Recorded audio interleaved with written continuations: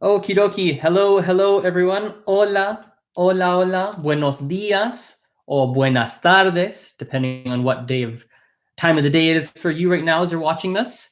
Azren, the language nerd here, as per usual, and welcome to video number 2. We're actually video number 3, but lesson number 2. Because the first video of this course was primarily a bit of an introduction to the syllabus and what we're going through, what we're going to cover, everything like that. So lesson number 2. Hope everyone's having a really, really good day. And let's just dive right in here. So first and foremost, as per usual, I would like everybody to go into the video description here, and you are going to see the note file for this class. The note file is a Google Doc link, so you might want to have that open while we are going through this. We're going to do things a little bit differently today. There's going to be certain portions where I direct you to the screen because we're going to use this Blackboard quite a bit. And there's going to be certain portions where I direct you to the Google Doc note file that we are using. Make sense? Fantastic.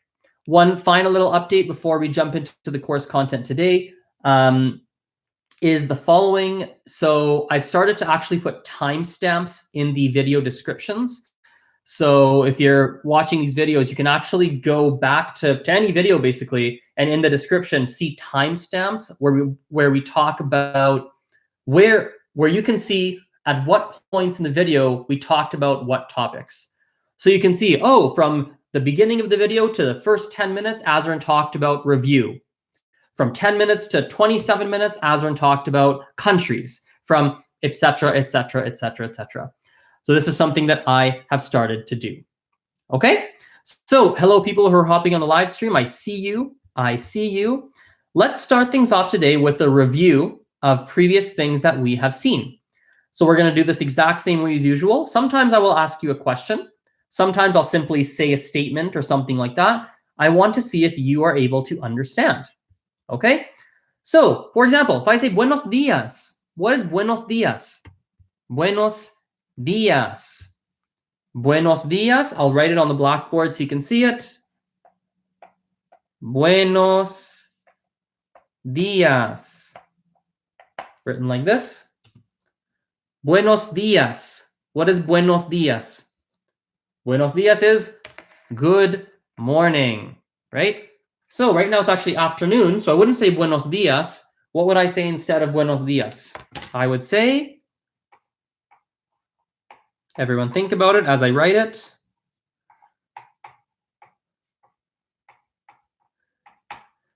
I would say buenas tardes. Buenas tardes. Buenas tardes. Now, somebody who sent their homework to me, because as you guys know, there is homework that I sign in this class. Somebody sent their homework and they asked a really good question, which is a great thing to address at this point in the class, nice and early in the course. In Spanish, now I haven't even done it here, but it's really worth noting. Their punctuation marks are indicated slightly differently. So in Spanish, the way we indicate punctuation is we actually put at the beginning, when it's an exclamation mark, we actually put an upside down exclamation mark. And on the other end, we put a right side up exclamation mark. This also works for questions. So if I wanted to say like, good afternoon, and it was a question, I would put an upside down question mark at the beginning. Buenas tardes. Like if I was asking you a question, I simply put an upside down question mark here and a right side up question mark here, right? So you have this kind of double punctuation marks in Spanish. And someone asked me about that when they sent the homework. Her name was Jael, Jael. I'm not sure how to pronounce her name. It was Jael. She was the student who asked that, and so that was a great question and a great thing to bring up in this video. Okay, let's continue our review. I'm going to ask you guys a question. ¿Cómo estás? ¿Cómo estás? Tell me how you're doing today. ¿Cómo estás? Think about what that means, and I actually want you to answer to the screen. ¿Cómo estás? If you need time to think, simply hit pause on the video.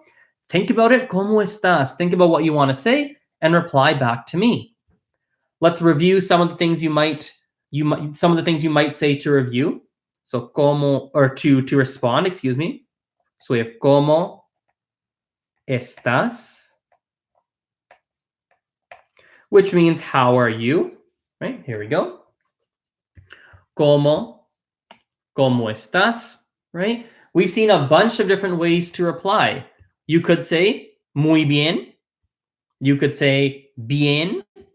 Right? Last time we saw, I'm going to pull out the list in front of me here, just scrolling through the notes. Here we go. Oh, that's not it. They are. Here we go. So you could say muy bien, right? Muy bien. Muy bien. You could say estoy cansado. Or cansada for females. Cansada. Right? Estoy cansado. Estoy cansada. Right? We've recapped this one. So this one means I'm tired. Cansado for males. Cansada for females. We could say estoy, how do you say I'm happy? You're like, oh, I'm really happy today. You're super excited and happy, right? What do we say? We say estoy contento or contenta, right? We've seen this one as well. Estoy contento, right? Or estoy contenta. This one for males, this one for females. You could also simply say estoy feliz. This is also an option. Estoy feliz, like in Feliz Navidad, the song, if you guys know it, right? Estoy contento, estoy contenta, estoy feliz. They all mean the same thing. We did a few more as well. We did estoy triste. You're very sad. I'll write that one too. And then we did estoy enojado. So, estoy triste. And then we did estoy enojado. Or for girls, enojada. Estoy triste. Triste for sad. Enojado, enojada for angry. This is for males. This is for females. Enojado, enojada. Right? What if you wanted to ask me? Let's say you see me today and I'm really mad looking. I'm like, I'm really angry. I'm got a crease in my brow and all this stuff. I'm so mad. And you want to be like, whoa, are you angry today? Are you angry today? Are you angry today? Are you angry today? How would you say that? How would you say that? Are you angry today? If you're watching this recorded, even live, feel free to hit pause and think about it or type it into the live chat or take whatever time you need. I'm going to write it right now on the screen. Right? In Spanish, I'll give you a little bit of a hint. What you're actually going to say, because in Spanish, asking questions is really easy, super easy in Spanish. What you're going to say is, you are angry today, and you're just going to change your tone of voice. So how do we say you are? How do we say that? We say estás. Estás, right? Estás means you are. So, ¿estás enojado hoy? ¿Estás enojado hoy? Enojado.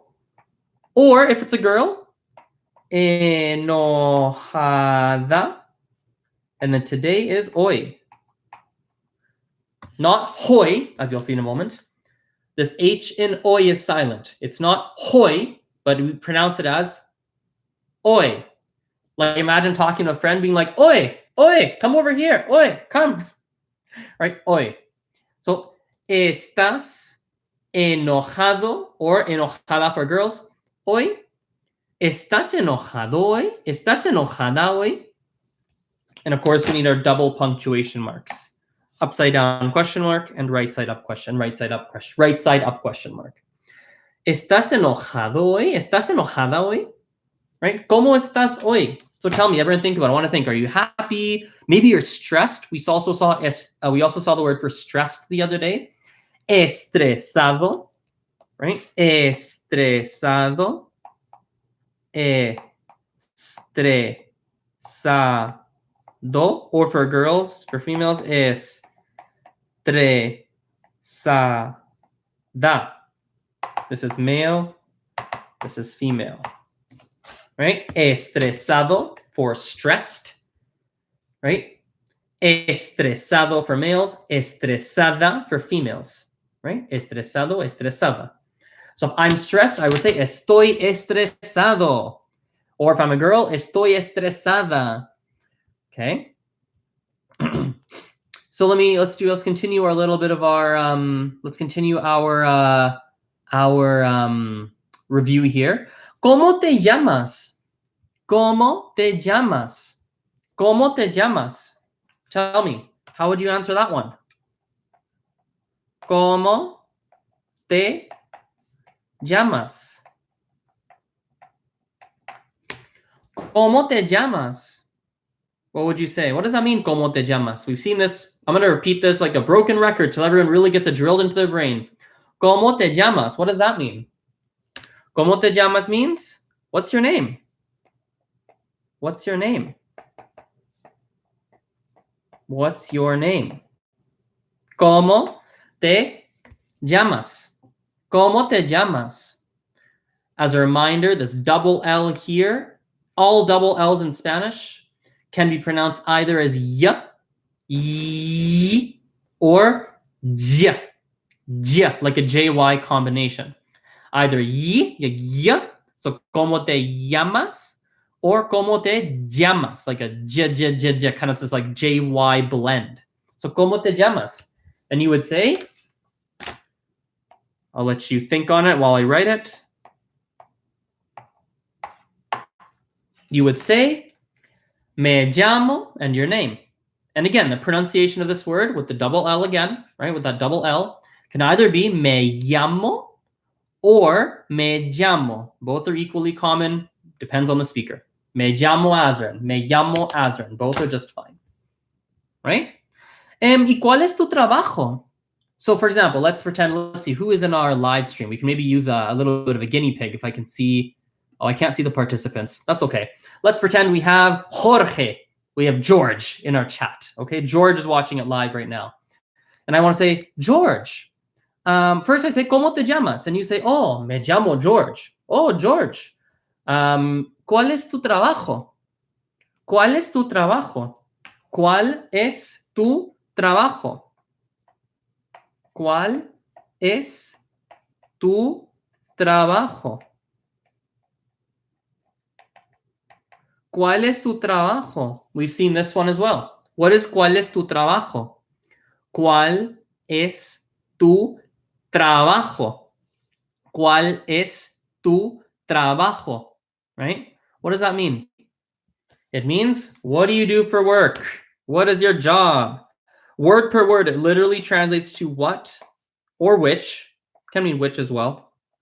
Which is your job, right? ¿Cuál es tu trabajo? ¿Cuál es tu trabajo? What is your job? What do you do for work? And last time we saw a whole bunch of different job titles. So whenever we answer this question, what do we start with? Think back to the last class. We say soy, and whatever your job is. So let's review some of the different job titles that we saw. At this point in time, I'm going to ask everybody to go into the Google Doc. So step away from the screen and just go into the Google Doc. And let's just go down the list of different job titles that we did. So if everyone goes to page 7, right at the top, you're going to see a list of job titles. There's a heading. It says job titles in Spanish.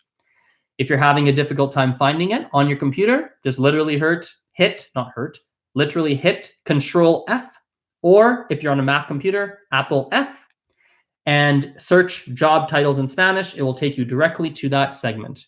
Again, it is on page 7 of this document, right at the top. We're going to go right down the list, starting at doctor. So doctor is, say it with me, médico. Médico. Next one is teacher. So we have profesor. Profesor. Lawyer is abogado. Abogado. For people in the live stream who joined a little bit late, the link to the note file is in the video description. So you can see that note file, so you can follow along in the note file. Fireman is bombero. Bombero.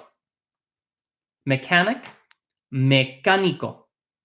Mecánico. Musician, músico. Músico.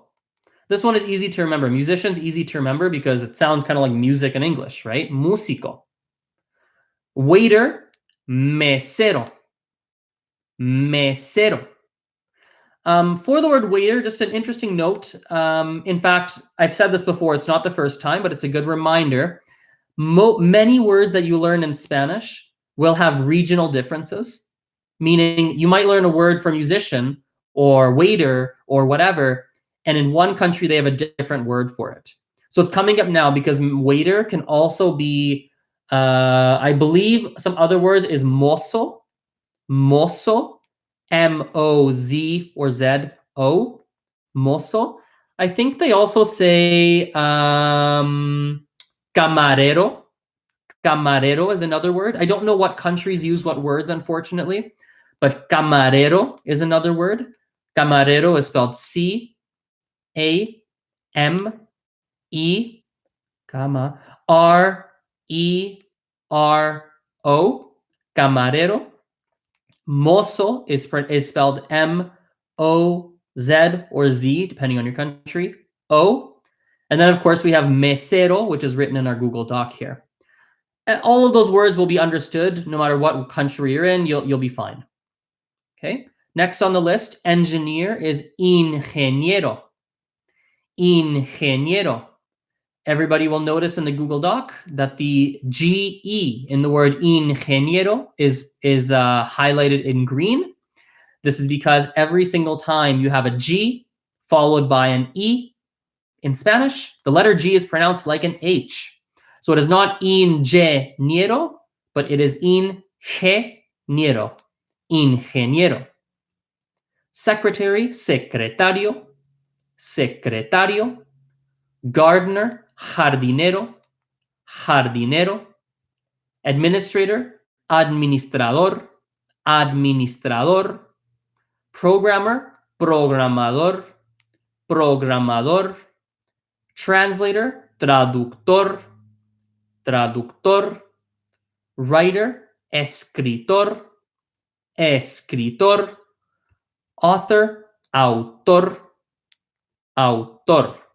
Okay? I will notice, and you'll see this in the Google Doc as well, directly underneath the word author. All of these job titles will become feminine if you add an A at the end. So for example, let's go right, we're not going to do all of them, but I'll give you a few examples. If we go all the way back to médico, doctor, a female doctor becomes médica, right? So that O in médico changes to an A. A female teacher is profesora.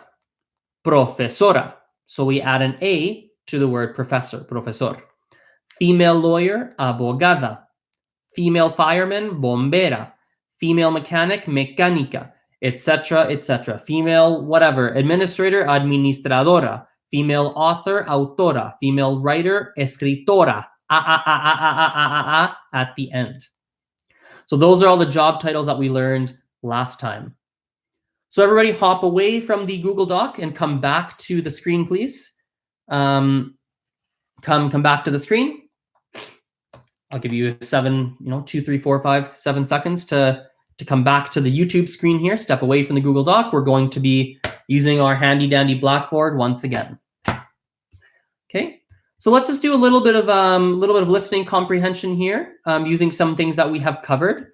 So, for example, hola, me llamo Azren, soy administrador de whatever. I don't know what can you be an administrator of? Whatever. Hola, me llamo Azren, yo soy administrador y soy de Canadá. So, hola, me llamo Azren, soy administrador y soy de Canadá. Hola, me llamo Azren, soy administrador y soy de Canadá. Hola, me llamo Azren. Oops. Hola, I'll write it on this blackboard here. Hola, me llamo Azren, soy administrador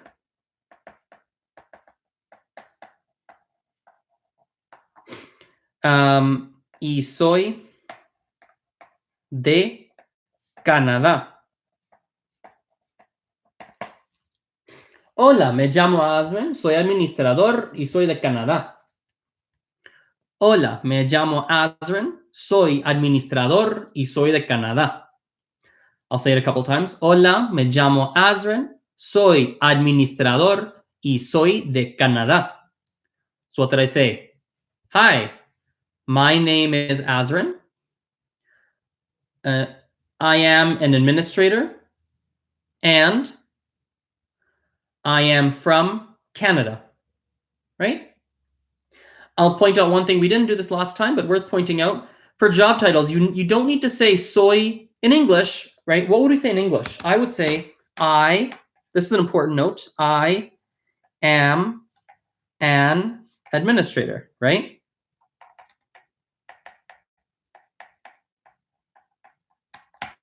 In English, we have this word an. I am an administrator. In Spanish, you don't need to include this an when you talk about job titles. We don't include it. So it's not, you don't say soy un administrador. Administrador. This is not what we say. We don't have this un. We don't have this. Soy, we don't say un administrador. Soy administrador. Okay? Shall we do some more listening? Let's do a little bit more listening practice, and then we'll go on to some new things. I want everybody to be really, one of the biggest things I find that happens in a lot of classes, and this is something I've been guilty of as well when I teach and when I have taught here in Calgary, where I live in Canada. One of the things that often happens is you don't get enough repetition of old stuff, just hearing it, seeing it, having to respond to it, having to do it again over and over. It's not something that we're doing quite enough of, I find. So I want to make sure there's lots and lots of that happening in this class, so it's really ingrained in people's minds. So let's just let's have a bit of a pseudo conversation here. I'll ask you some simple things. ¿Tienes hijos? Let's do a different one. ¿Tienes perros? ¿Tienes perros? Perros or dogs? Okay, perros. We've done tienes a million times. Perros equals dogs. Dogs. ¿Tienes perros o no? Yo no tengo perros. No tengo perros. ¿Tú tienes perros? ¿Sí o no? I don't know. Do you have perros? So, ¿tienes perros?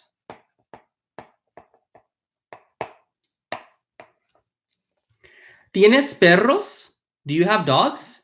Yo no tengo perros. No tengo perros.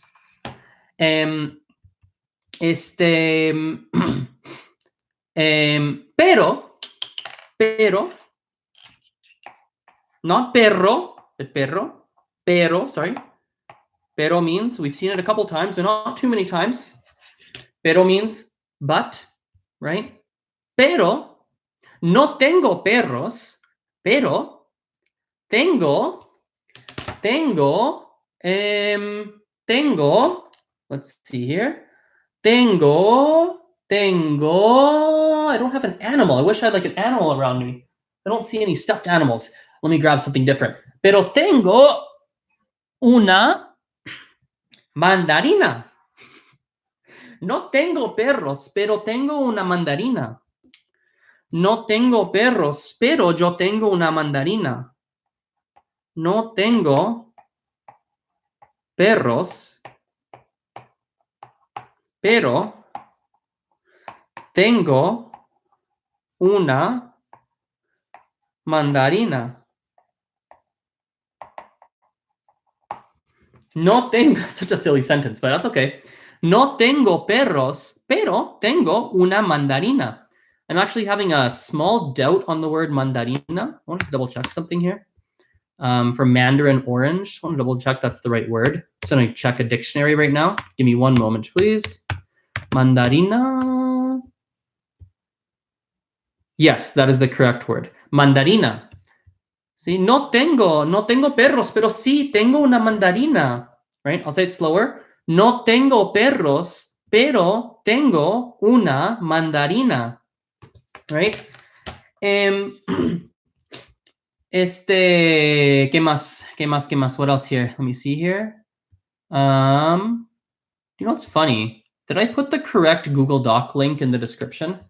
I want to double check that I did. Can someone just, I have a funny feeling I put the French document. Could someone just maybe tell me very quickly if I'm in the right, if I put the right document in the Google Doc description? Give me a yes or no in the chat. I just have a very small doubt. I've got them both open on my computer, and I think I put the wrong one in the description if you're watching live. Recorded people, I mean, it'll be the right one by the time you're watching it. Muy bien, yes, right link. Perfect. Muchas gracias. I'll tell you guys a little thing. Ustedes, sorry, let's change that. Yo no puedo nadar. ¿Tú puedes? Yo no puedo nadar. ¿Puedes nadar? ¿Tú? No puedo nadar. No puedo nadar. ¿Puedes nadar tú? Or tú puedes nadar? What does it, puedes nadar? I'll keep it simple. ¿Puedes nadar? No puedo nadar. ¿Puedes nadar? Yo no puedo. ¿Tú puedes o no? Yo no puedo nadar. No puedo nadar. I can't swim. No puedo. ¿Tú puedes nadar? ¿Puedes? Nadar is swim. Right?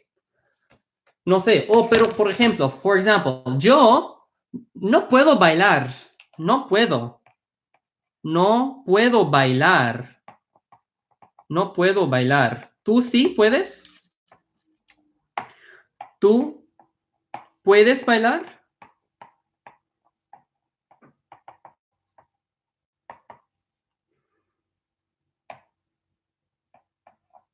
Yo no puedo bailar. ¿Puedes bailar tú? ¿Tú puedes bailar? ¿Sí o no? Sí, sí, no, sí. Right, so what did I say? No puedo bailar. I can't dance. So no, I can dance. You can dance? Can you dance? Yo? No, no puedo. No puedo. I can't. No puedo. Entonces, tú puedes bailar, ¿sí? Everyone following? Tú puedes bailar. You can dance. Puedes bailar. ¿Puedes bailar porque eres de México? ¿Puedes bailar porque eres de México? Listen closely. I'll write it here as I say it. ¿Puedes bailar? All of this is stuff we've seen so far. ¿Puedes bailar porque eres de México? Well, there's one word you don't know, but it's okay. Porque eres de México. ¿Puedes bailar porque eres de México? Right? ¿Puedes bailar porque eres de México? I'll say it slower. ¿Puedes bailar porque eres de México? So what am I saying? You can dance because you are from Mexico? So can you dance because you're from Mexico? You know, they say Latinos and Mexico, Central America people, they say they can all dance, right? Maybe that's why you can dance, because you're from Mexico. Who knows? So, ¿puedes bailar porque eres de México? Sí o no? Tell me, yes or no? Sí o no? Maybe, maybe not. I don't know. Nice. Yo no puedo bailar. No puedo. No puedo, no puedo, no puedo, no puedo. I'm just adding something in the Google Doc right now, just some of the miscellaneous words we've learned so far, just so we can go through them. We can review them at another time. So this is some miscellaneous words.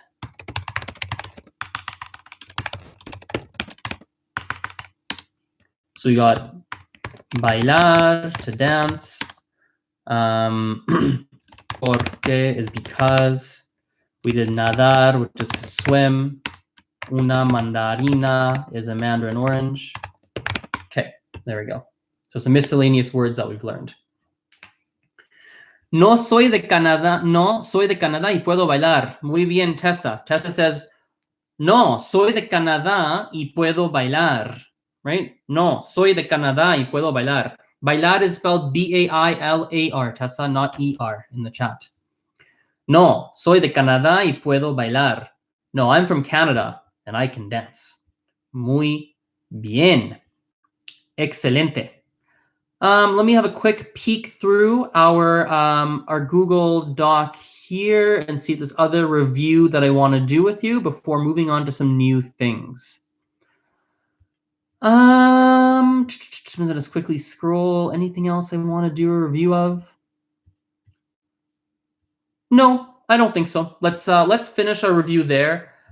I want to stress one thing before we move on to some new things. So what I want to stress, actually, let me just do this in here quickly.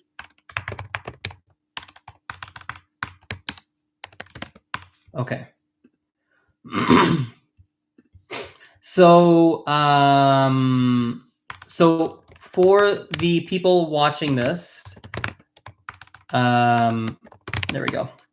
So for the people watching this here, I want to stress that I want you to try using me as a resource. Like, try sending me audios on Instagram, and Snapchat.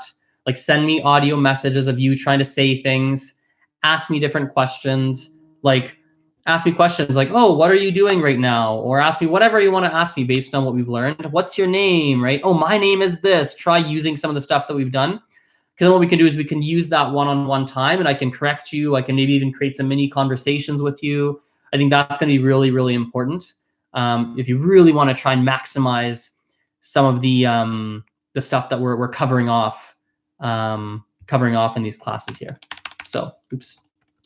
Sounds good. So let's move on to some new things. Everybody, make sure you're looking at the screen. I will direct you to the Google Doc when it's time to look at the Google Doc. Okay, so look at the screen, please. So we're going to cover off some different adjectives right now. Just some different very common adjectives in Spanish. We're going to start there. We're going to do a whole bunch of common ones so we can start building your vocabulary. So, and actually I changed my mind. Everybody go to the Google Doc. I changed my mind. Everybody please open the Google Doc. This is where we're going to do our adjectives in Spanish. Okay. All right. So the first one I'll do, everyone probably already knows, is big. The word big is grande. Grande. I'll say it a couple of times. Grande. Grande. Grande. If you remember from a couple of classes ago, I think it was the introduction video, perhaps the lesson number 1, I forget which one. We talked about a tip to pronounce the word grande. We talked about one piece of advice, which if you're struggling with that R in grande, it's kind of like saying get on de, right, in Spanish.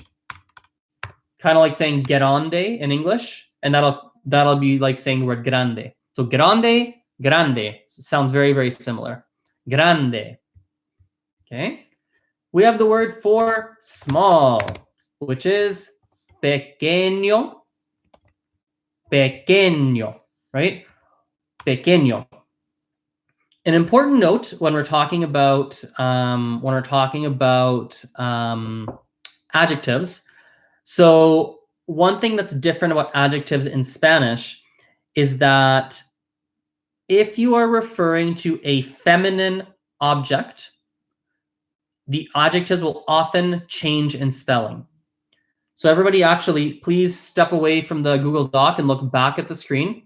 I know we're bouncing back and forth between the Google Doc and the screen. My apologies, but this is important. So let me show you on the blackboard here. So in Spanish, maybe you already know this and it's review, in which case, fantastic. So we look at a word like perro, which we saw maybe 5 minutes ago. Perro.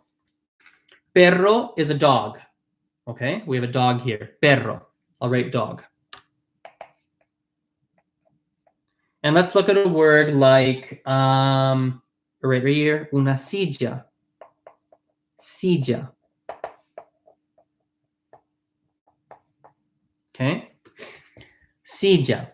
Perro, silla. Silla is a chair. Perro is a dog. Spanish is really different than English in the sense that every single noun, so every single person, place, and thing has a gender. In English, that's not how it works. Like this chair that I'm sitting on behind me, right? A chair is a chair. It's an it. It's not a boy. It's not a girl. It's not a woman. It's not a man. It's just an it. It's an object. But in Spanish, everything is a girl or a boy. So silla, chairs are girls. I don't know why, but chairs are girls. Chairs are female. Perro is a dog. A dog is a male. Un perro is a male, right? Or I'll give you another one. Like if I said, just looking around me, I have a backpack on the floor. Mochila. Mochila is a backpack.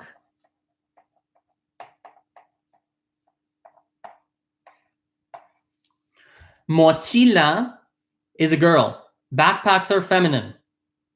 Don't know why.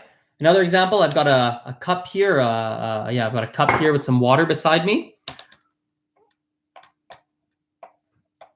Taza is like a cup or cup. Taza is feminine, right? Or and on and on. Literally every word is a masculine or it is feminine. There's no rhyme or reason to it. There's no real logic. The only general rule of thumb is that things that end in the letter O generally are masculine. Things that end in the letter A generally are feminine, generally speaking.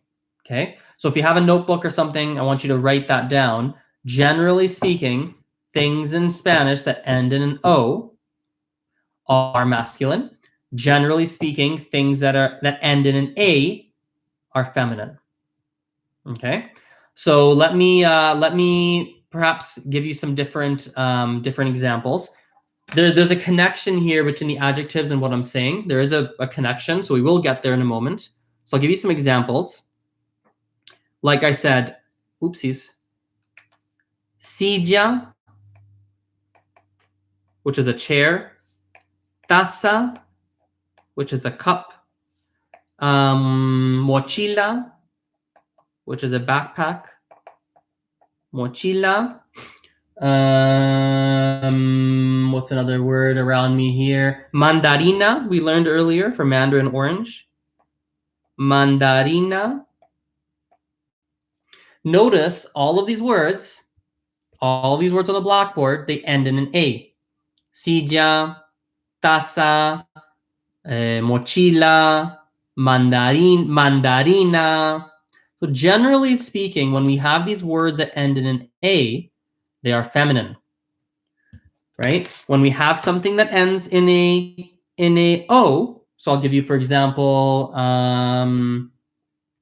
perro. Let's not do perro. Let's do a different one. Let's make a Google list of masculine nouns. Masculine nouns in Spanish. So I can have a big list in front of me. For example, this is a good example. I like this word. Teatro. Teatro is a theater, right? Theater, right? Teatro ends in an O is masculine. Or we have here dormitorio. Let's not do that. Let's do niño. Niño is a boy, right? Actually, one word we saw one or two videos ago, hijo. Hijo is someone's son, right? I'll write these other words here too. So chair, cup, backpack, mandarin orange.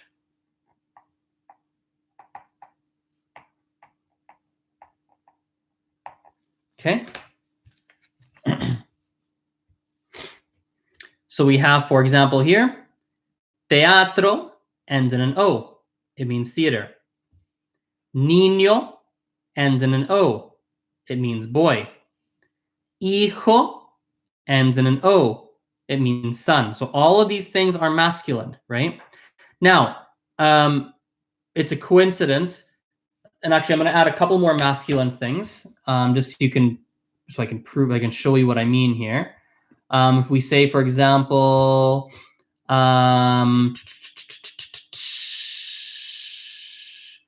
even if we look at, actually, it's okay. We'll stick with these, right? So yeah, things that end in O are masculine. Things that end in A are feminine. Okay. Perfect. So why does this matter? I'll hold this up in case you want to write these down. I will add these to the general random words that we've learned in the class, some miscellaneous words. Okay. Hopefully you can see these clearly. All right. So I'll add these to in the Google Doc. I'll add these in. Una silla, a chair. Una taza, a cup. Una mochila, a backpack. Un teatro, theater. Un niño, a boy. Un hijo, we've seen before, but we'll do it again. A son. Okay, niño has a little accent. Fantastic. Okay, it's in the Google Doc. Now, why does all this matter? Stay on the screen. Don't go back to the Google Doc quite yet. Now, when we talk about these genders, the reason it matters is because in Spanish, when we have an adjective, the adjective also will become masculine or feminine. Weird, right? So let me give you an example. We saw the word, what's the word we just did? We did pequeño for small, right? So if I say una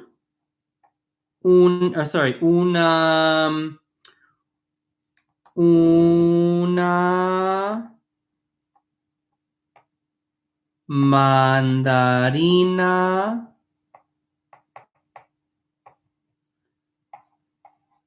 pequeño.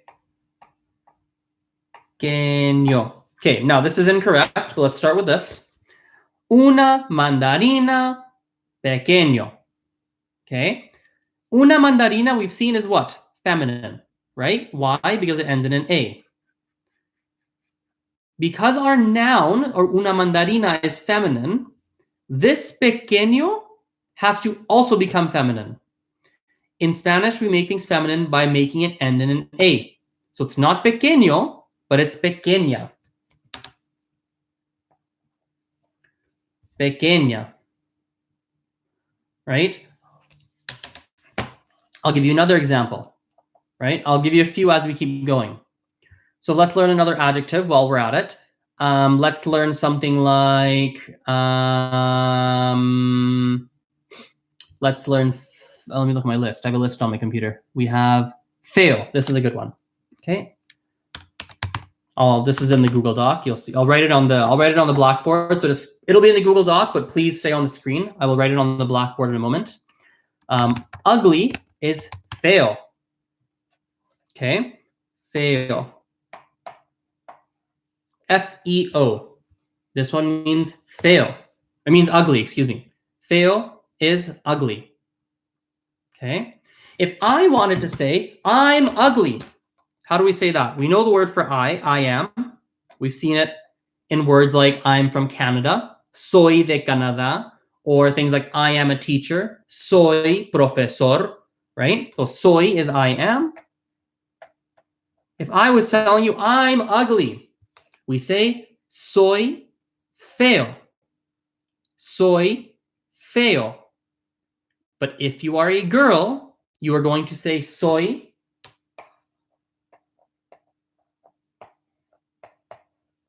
fea.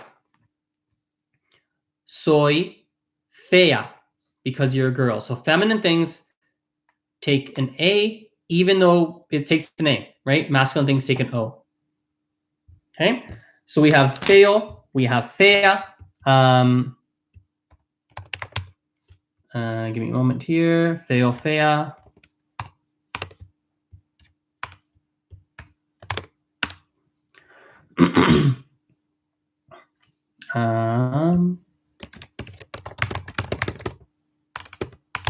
Feminine. Okay, there we go. Let's do another one. Let's do another adjective here. Let's do, we've done some of these. So how would we say, for example, happy? We've seen happy already. How do we say happy? Happy is, I gave you 3 words from before. Contento, or rather 2 words, but there's a masculine and feminine. Contento, contenta. I'll write them here. Contento, contenta. So contento, the very first one, is masculine. Contenta, the second one, is feminine. And we have a third word which doesn't use the same word regardless of masculine or feminine, which is feliz. Right? Feliz. We've seen this one before. We've seen this. Feliz. This is a good example. Not every adjective has a masculine and feminine version. Not every single one does. It depends. Some of them masculine, some of them have masculine, feminine. Some of them just have one form, right? Okay. Let's do some new ones here. Let's do tall. Tall and short. Right? Tall and short. Alto is tall. Alto, alta. Masculine, feminine. And then bajo, baja. Okay. Alto, alta. Bajo, baja. Alto, alta. This is masculine, this is feminine, as you can tell by the O and the A. Alto, alta means tall. Bajo, baja means short. Alto, alta, bajo, baja. Okay, I'll make sure those are added into the Google Doc as well.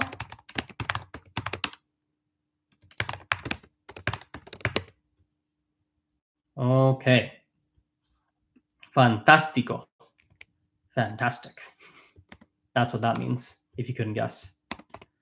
Muy bien. Let's do some more adjectives. Let's do, for example, complicated. Complicado. Complicado. Complicado. Right here. If you had to guess the gender, if you had to guess, how would you say this in the feminine? What would you say? What would be the feminine of complicado? If I want to say, oh, such a complicated woman, for example. Oh, she's so complicated, right? We're not going to say complicado. We're going to say complicada with an A. So complicado, complicada. Okay. Let me check the live chat here. Tessa says, tú es alto y soy baja. Almost. Tessa should be tú eres alto. Tú eres alto. You are tall. Tú es doesn't make sense. Doesn't work. So complicated, complicado, complicada. Excelente. Let's do some more. Why don't we do delicious, yummy, right? We have yummy or delicious. What do we say? Delicioso. Delicioso. Or, of course, deliciosa. Delicioso, deliciosa. Right? Masculine, feminine. Delicious. You could also say another option is rico, rica. Both of these, all of these are options. Rico, oh, it's actually in the live chat too. Rico, rica is another option for delicious or very, very yummy. Okay, I'll make sure it's in the Google Doc. Yummy / delicious. Rico, rica, or delicioso, deliciosa. What about smart? If you're a very smart person, what would we say? It's very close to English, actually. Very, very similar to English. Well, spelled the same, almost the same way.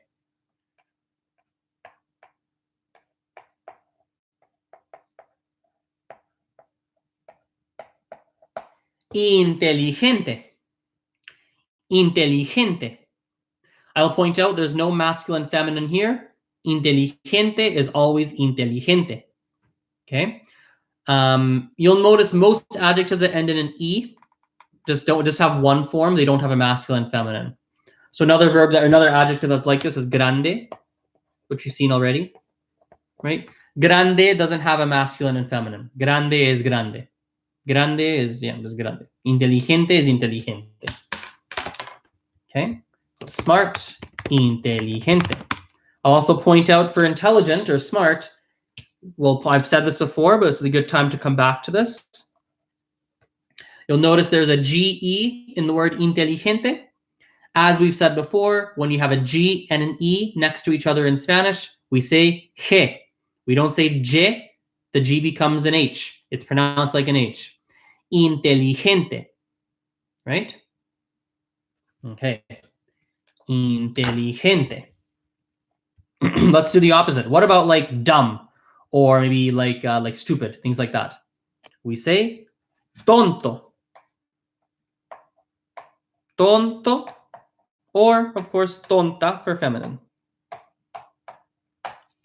Tonto, tonta. Tonto for masculine, tonta for feminine.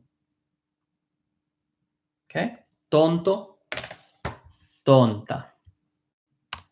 So we have dumb, stupid, tonto, tonta. Okay. How many have we done? 1, 2, 3, 4, 5, 6, 7, 8, 9, 10. Let me just quickly scroll through this list and see if there's others I want to do. Let's do a couple more. There's a few more here that I like. Let's do cheap and expensive. So caro, or of course cara, is expensive. And then we have barato, or barata, which is more like cheap. Caro, cara. Oh, hang on. There we go. Caro, cara. Masculine, feminine. Barato, barata. Again, masculine, feminine. Expensive, cheap. I will type these into our Google Doc, so we have it there. Expensive, caro, cara. Cheap. These are good when you're traveling. If you're traveling with Spanish, it's good to know expensive and cheap. Barato, barata. All right.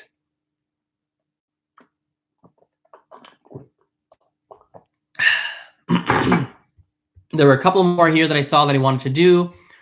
One was, here we go. Sick. Enfermo for males. Enferma for females. and this means sick. Enfermo, enferma. So if you're not feeling well, if you have a cold or something like that, you can say estoy enfermo. Estoy enferma. Enfermo for guys, enferma for girls.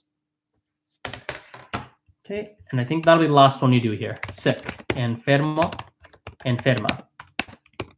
We have other adjectives we've learned. These are not the only ones. We've also done some that are more review. So we did, oh my goodness, I keep getting the spam call. Same number over and over. When I pick it up, it's like one of those people that say, oh, your tax information has been compromised.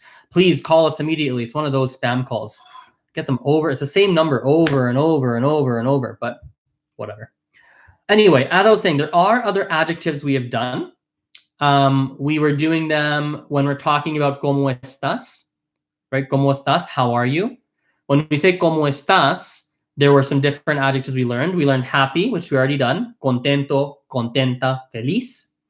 We learned tired, right? Tired. What was tired? Do you guys remember? Cansado, cansada, right? We learned, what else did we learn here?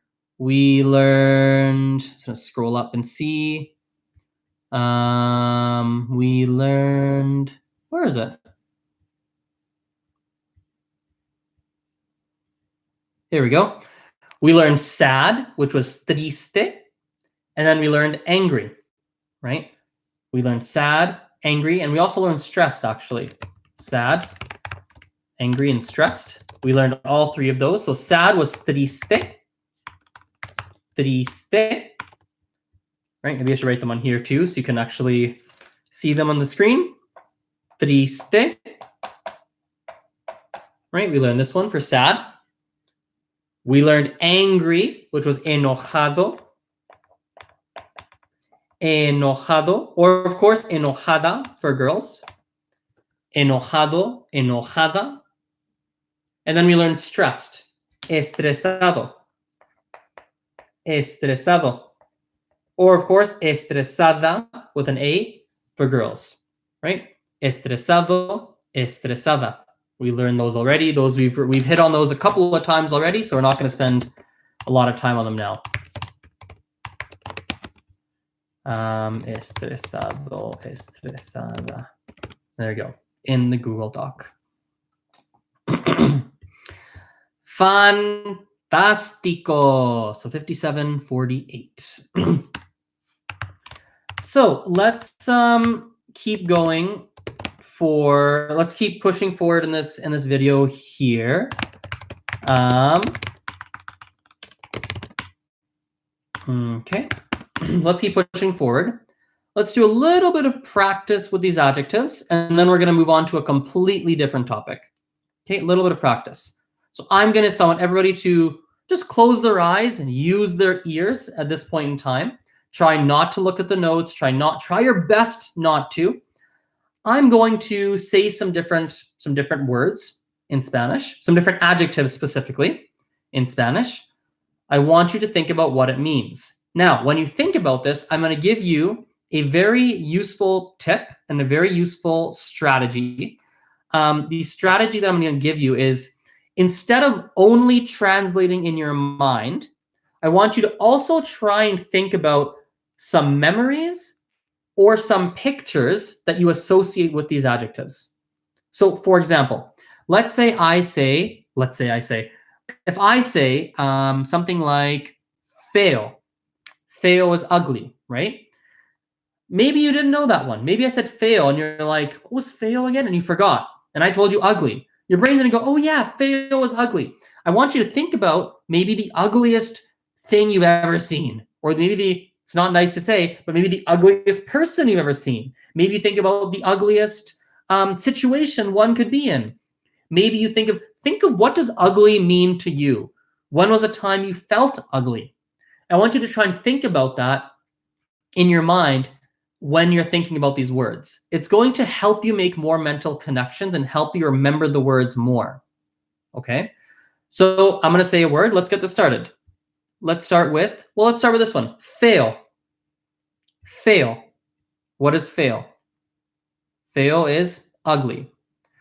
Everyone think about, I want you to actually take time, pause the video. I'll give you 7-8 seconds right now, but I actually want you to pause when you're watching if possible. Like actually pause it and think like when I say ugly, when I say feo, ooh, feo, que feo, so ugly. What comes to mind for you? What kinds of things comes to mind? If you need help, you're like, I don't know what comes to mind for feo. Your imagination is not on point. Go into Google Images. Go into google.com/images, right? Go into Google Images, search feo, F-E-O. See what kind of pictures come up when you search ugly. I'm just gonna do it right now to see what does come up. Feo. Ha! There's some pretty funny images when you when you search feo. So literally notice when I searched feo, I saw some pictures that made me laugh, right? I'm now less likely, if I use a new word, to forget the word feo because I see this dude with like 7 necks and is like, he's going like this. That's the face he's making on this picture. There's also a picture with like a Mr. Bean-like head on a baby that looks super ugly and creepy, right? There's so many feo pictures here. So many pictures that are so feo, right? Because there's, oh my God, that one's really scary looking. Oh, yuck. There's some stuff which is really actually feo, which is really, really feo, to be honest. It's not even like funny feo. It's like actually feo. So, wow, that's interesting.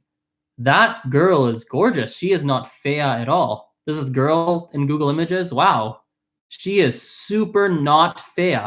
There's a lot of not fea people. Like she's not fea. Now that girl's, oof, that looks like a photoshopped picture, that one there. Ooh, anyway. Like literally, I want you to take what I'm doing. I'm demoing what I want you to do when we see these different words. Perhaps you do it after the video. Maybe you do it during. You can pick and choose how you do it. But any words that are not sticking, go do that process. Look through Google Images. Make some connections in your mind to the word. Okay? Feo. Okay, enough name on feo. Enough time on feo, excuse me. Enojado. Enojado. Or enojada for feminine. Enojado, enojada. What does that word mean? Maybe write it out too. Write it out when you hear it. I want you to write what I said. Actually write it out and think about what it means. Enojado or enojada.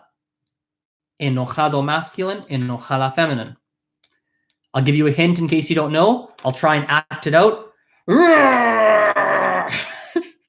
I'm trying to make connections in your mind for you here. Enojado. Angry. Angry. Angry. Enojado. I'm going to Google image it now, see what comes up when I search it. Ooh, yeah, these people are very enojada.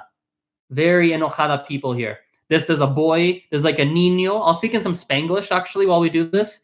Actually, that's a good tip. We're going to speak in some Spanglish. Every time there's words we've seen before, I'll try and incorporate them into my English.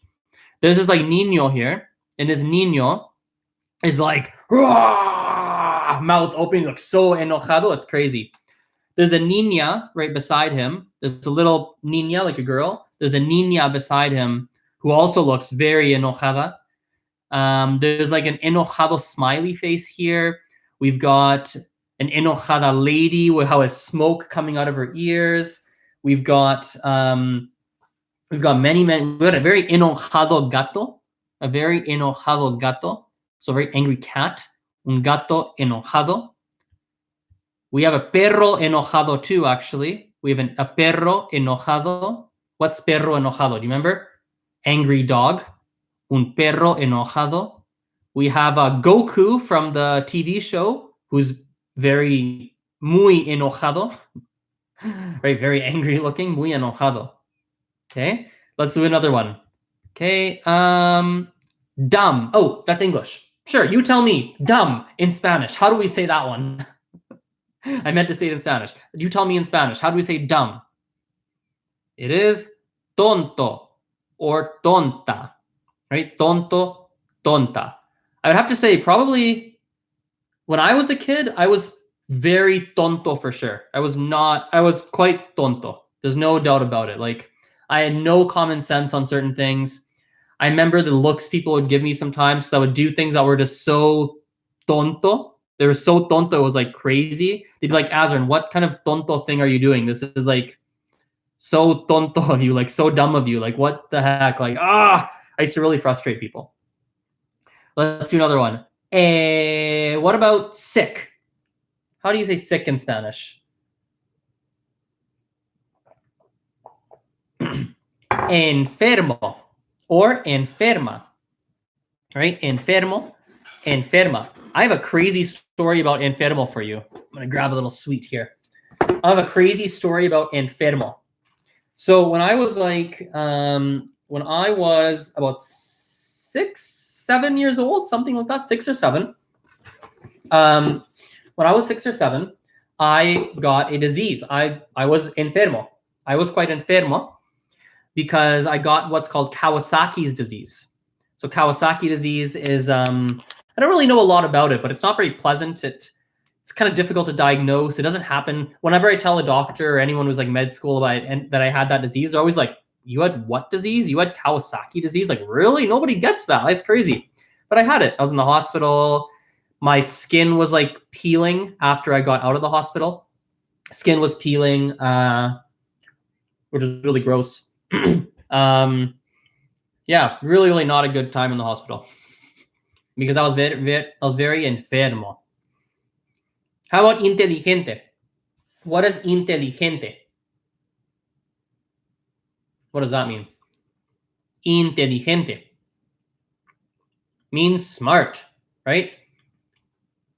What's the opposite of inteligente? What's the opposite? Tonto or tonta, right? I'm eating a sweet. If I want to say, "Oh, this is delicious," right? This is delicious, or this is really yummy. What would I say? Es delicioso. Es delicioso. Or I could say rico, right? Rico, delicioso. This is very delicioso, very rico. Well, I'm eating it, right?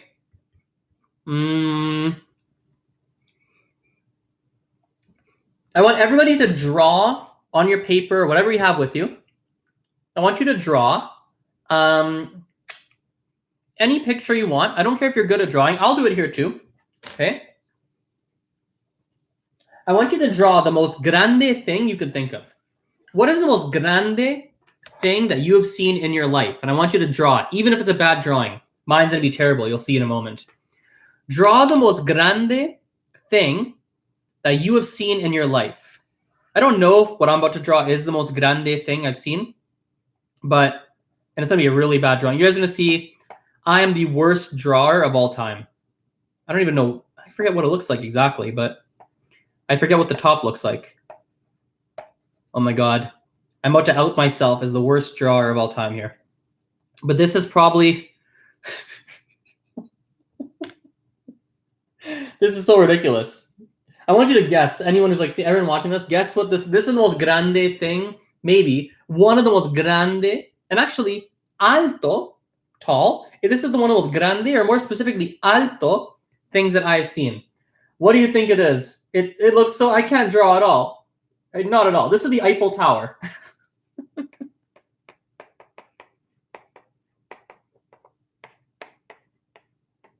Right? Eiffel Tower.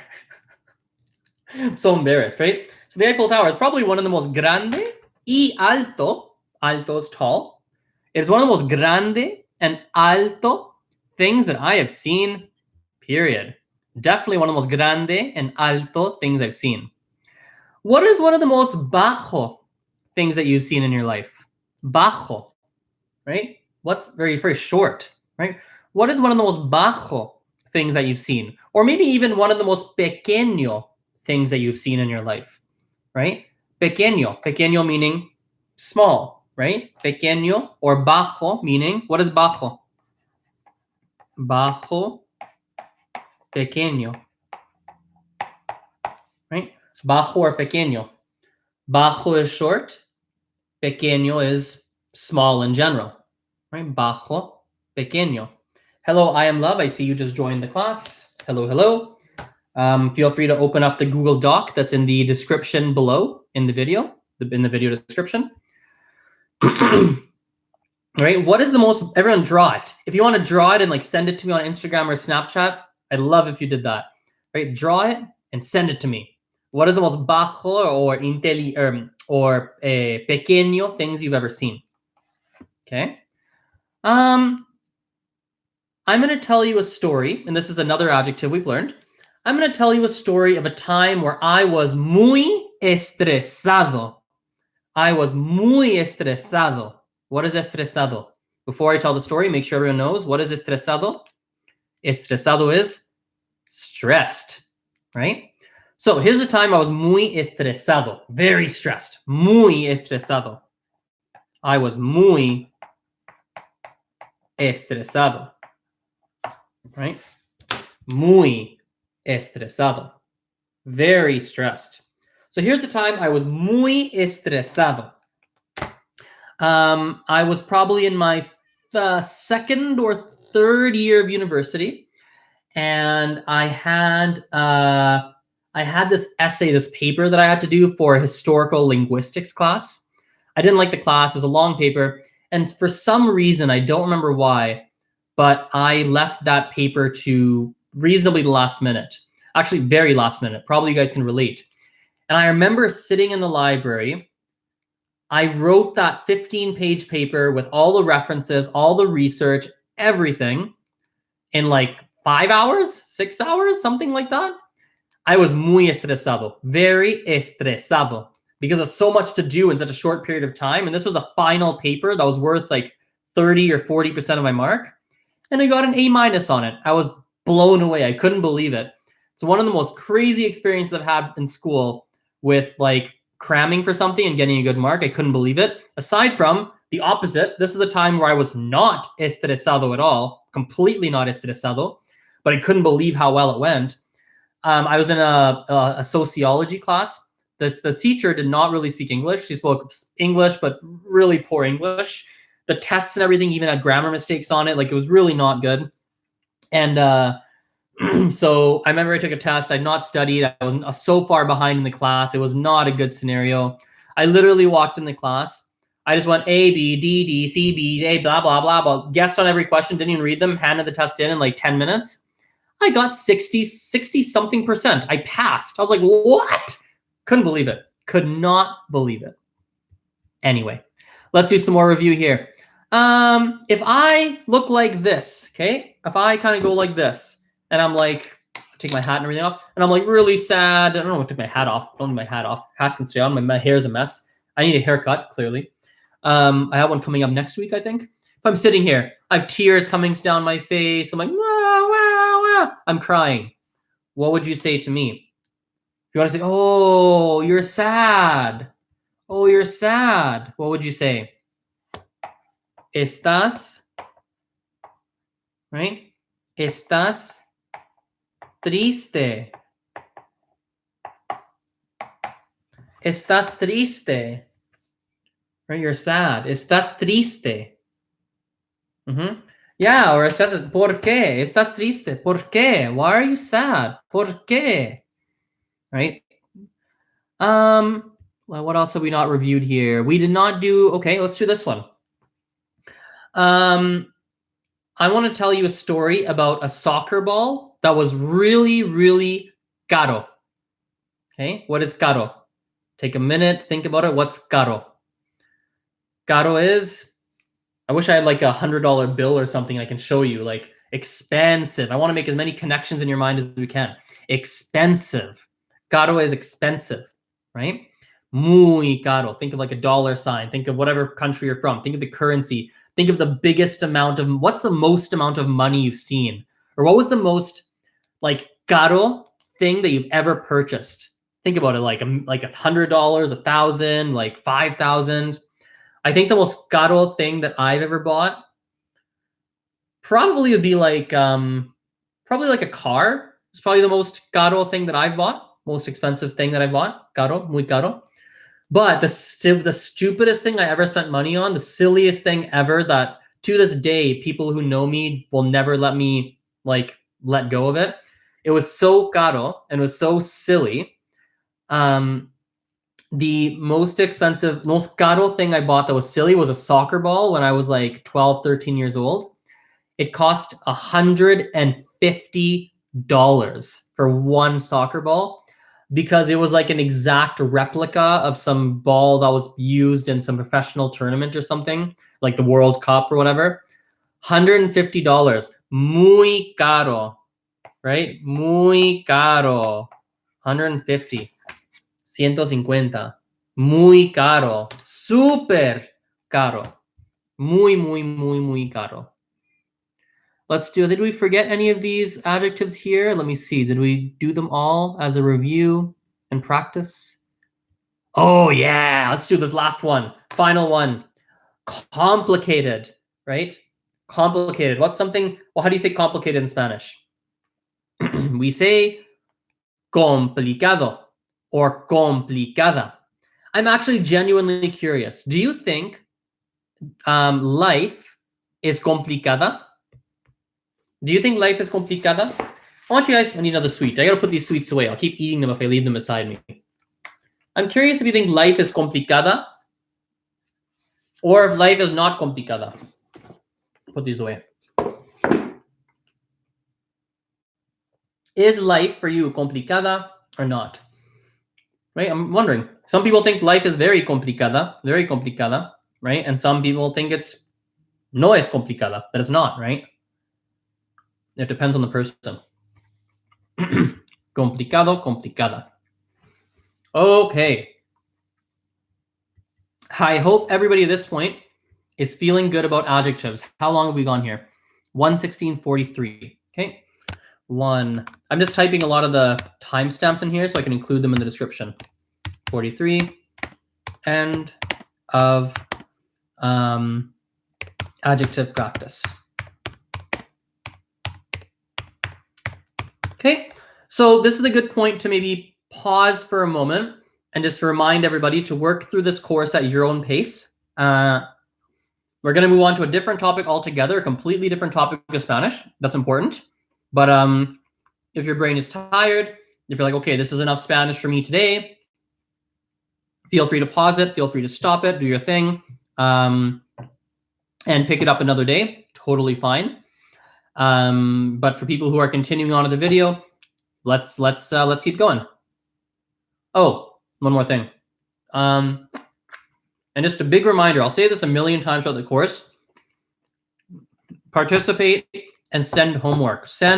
Always just be sending me certain sentences, asking me questions on social media, on Instagram, Snapchat, if you want to send voice messages. If you just want to send text, that's fine too. Facebook's fine for that. Like, send me stuff, right? I'll try and answer everybody and try and get back to you, give you feedback and everything too, so you can really get some engagement and get some feedback, and I can be like a kind of like a language partner for you and help you be like a practice partner. So, okay, let's enter a new topic. And this one is going to be two specific verbs which cause people some issue in Spanish, I find, cause Spanish learners issues, but it actually isn't very complicated, even though people get really confused with it. And this is two specific verbs. I'm going to write them on the blackboard.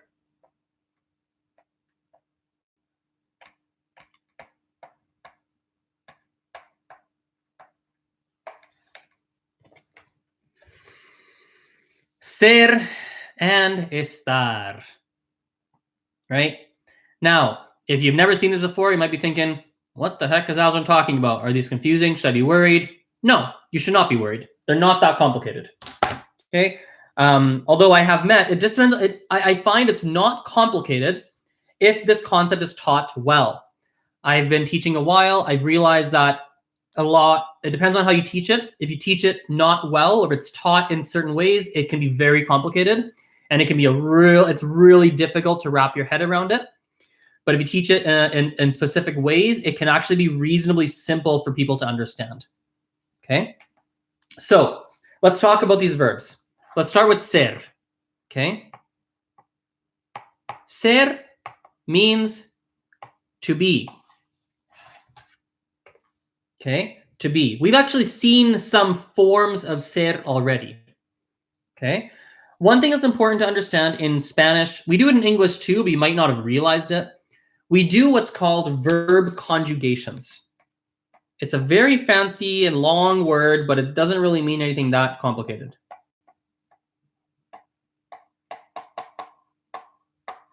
We do what are called verb conjugations. Okay. Now, a verb conjugation, in case you don't know what it means, a verb conjugation means that depending on who says a specific verb and when that action happened, we have to change the spelling and pronunciation of that verb. Let me give you some English examples actually before we get into Spanish. Let's think of a verb. What is a verb? A verb is any action word.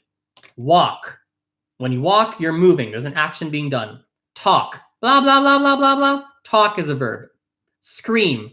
That's an action. It's a physical action. Or swim is a verb. Jump is a verb. Eat is a verb. Drink is a verb. Peeling an orange. Peeling is a verb, right? All of these are verbs. All of these are, right? To be or not to be. These are also verbs. All of these are verbs. Now, we have different forms of different verbs. So I can say, I walk, right? This is one form of the verb walk. I can say, I walked, right? I walked. This is another form of walk. I can say, I am walking. Oops, walking. This is another form of walk, right? We have he walks. Right? Notice it's the same thing. Walk, it all means, moving your legs and moving forward and walking, but depending on context, how we want to use it, right? We have to spell things differently and we have to pronounce it differently as well. So we do it in English and this happens in Spanish as well. So if we look at ser, right, what we were looking at a moment ago, ser by itself simply means to be, right? But it has some different forms. It has many forms. We're going to see some of these forms today. We have some that we've already seen. We have, I'll write these out here. We have yo soy. Soy we've seen already. Soy means I am, right? I am. Okay. A common question, and you might even be thinking to yourself right now. You might say, Azren, when we were seeing the word soy, I don't think you put yo in front of it. What is yo, right? Yo means I, so I am, right? Yo soy. But Spanish does a thing where the I is optional. You do not have to say yo soy. You are allowed to say simply soy. You can omit, you can cancel, you can ignore the yo, and you can just say soy. This is perfectly acceptable. In fact, it's common. In fact, perhaps it's even more common than saying yo soy. So typically, you're not going to say the yo. You're just going to say soy. Okay, yo soy, you'll typically just say soy. Okay, so I'll put the soy in brackets so you can see that, so you understand what I'm talking about. We also have the next one, which we've also seen.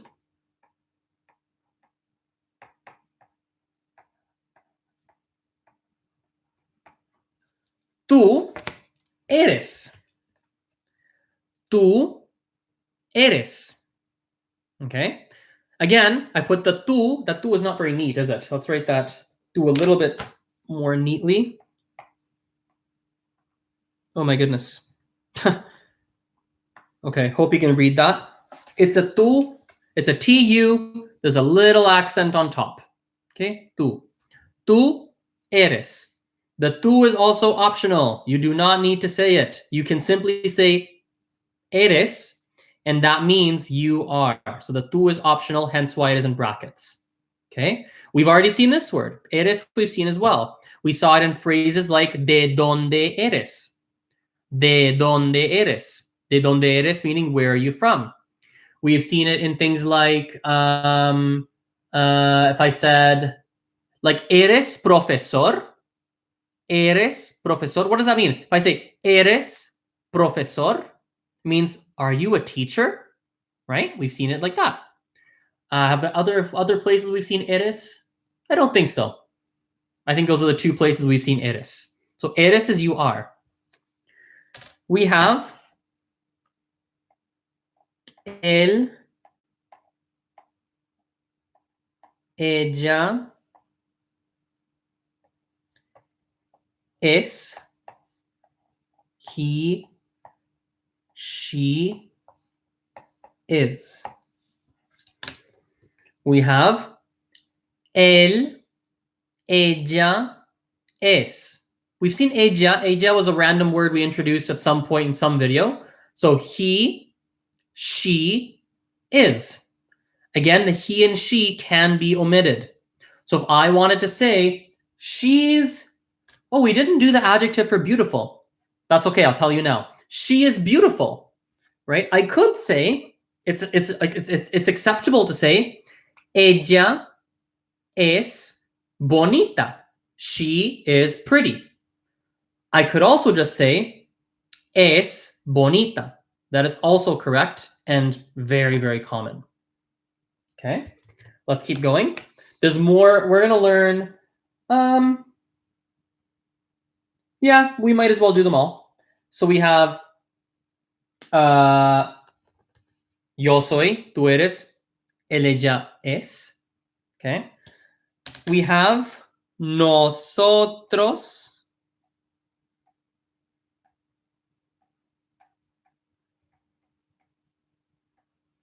Somos.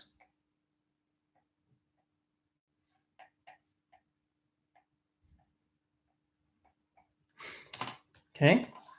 Nosotros somos. We are. Okay. Nosotros means we. Somos means are. So we are. Again, the nosotros can be ignored. And in fact, I'm actually going to stop it there. There's more forms of ser. These are not the only ones. For now, we're gonna ignore nosotros. We're gonna come back to that another time. For now, we're just gonna work with yo, tú, él, and ella.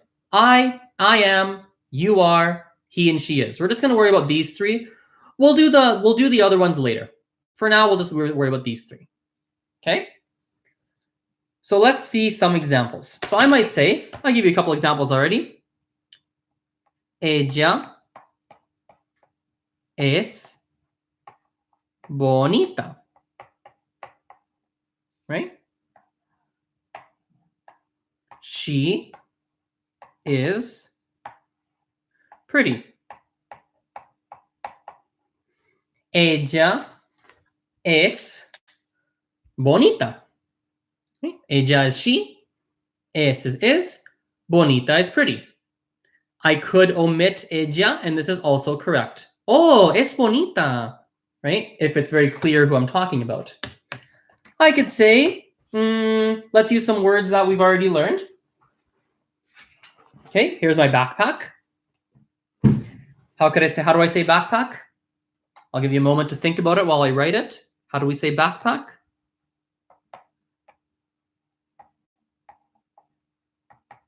Right, mochila.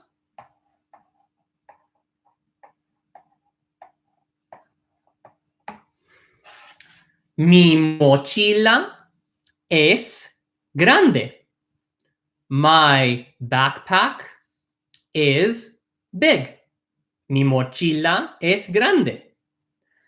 I could even say es negra. It's black. Right? Es negra. Mi mochila es negra. Notice we said negra with an A because mochila is feminine and has an A here. So mochila, negra. They have to match, right? Mi mochila es negra. I might say soy. We've seen soy a million times already, but soy inteligente. I am intelligent. Soy inteligente. I could also say, optionally, if I wanted to, yo soy inteligente. This is also fine. Yo soy inteligente. Right? If I want to say you're smart, you're watching this, you're smart. Tú is optional. Eres inteligente.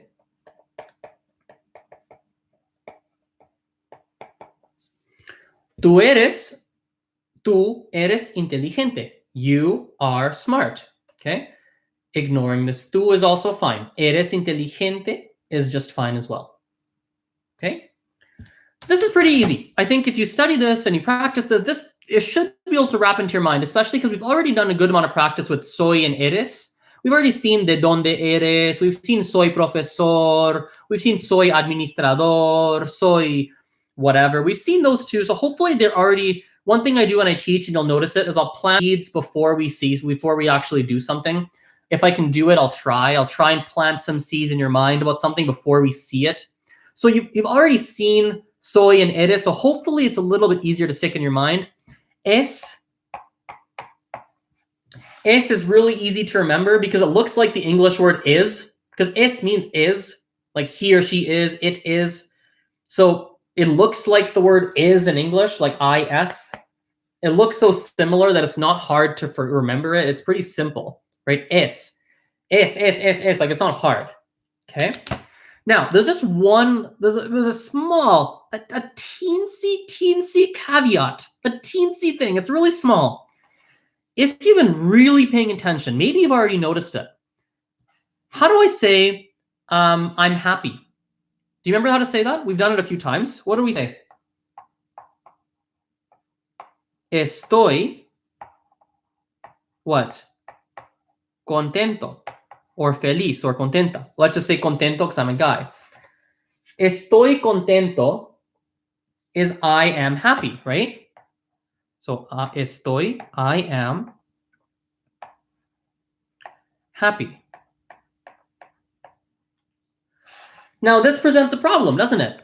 Because if estoy contento means I am happy, how the heck can soy profesor,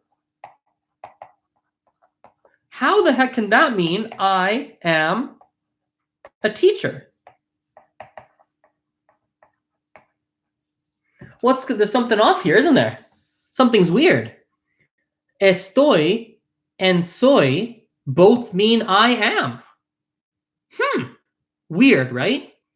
Not really. Well, it's weird, but it's not super complex. Spanish has two words for I am. They have soy and they have estoy. They have them both. As a general rule of thumb, you are going to use the word soy. Most of the time, and for now, the way I want you to absorb this is, for the time being, for anything that you ever try and say with the knowledge you currently have, soy is most of the time what you're going to use, okay? Soy. The only time you're really going to use estoy is if you're talking about emotions or any kind of feeling. Emotions or any kind of feeling is the only real time they are going to be talking about, they're going to use estoy. So for example, when I said I'm happy, think about the word happy, right? Estoy contento.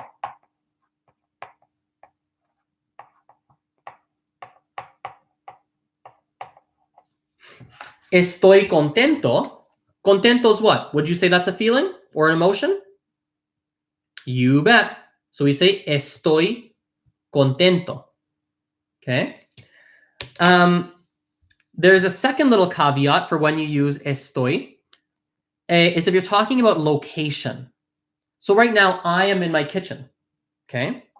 I would not say soy en mi cocina. Actually, I want to make an easier one. I'm in Canada. Let's use some words you know. I don't want to introduce too many new words. I am in Canada. You would not say soy en Canadá. This is wrong. This is incorrect. Wrong. Soy en Canadá is wrong because we're talking about a location. Where am I? I'm in Canada, right? So I need to say estoy en Canadá.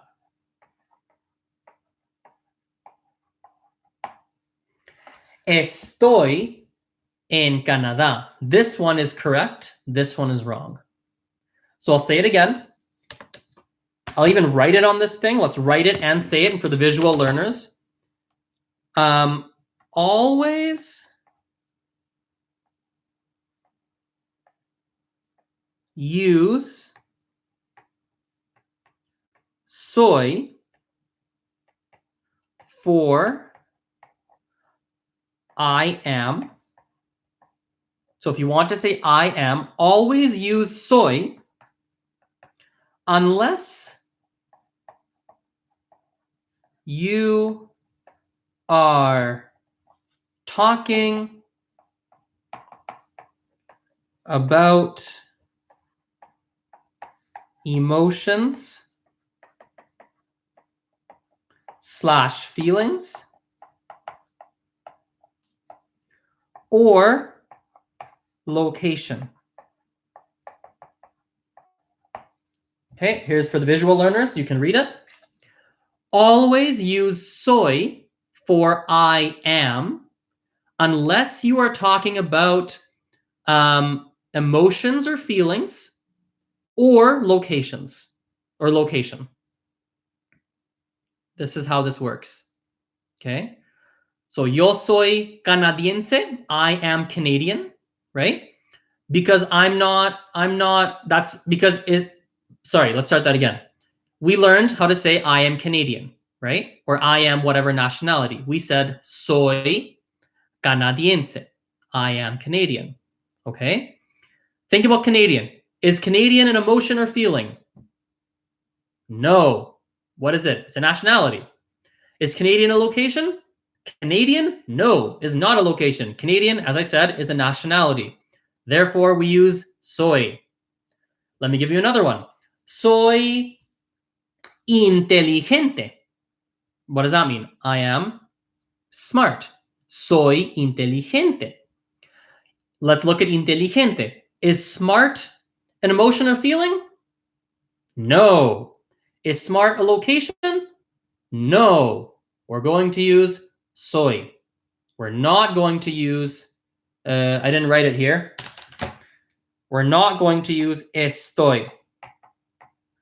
Because estoy is what we use for emotions and feelings, right here, and locations.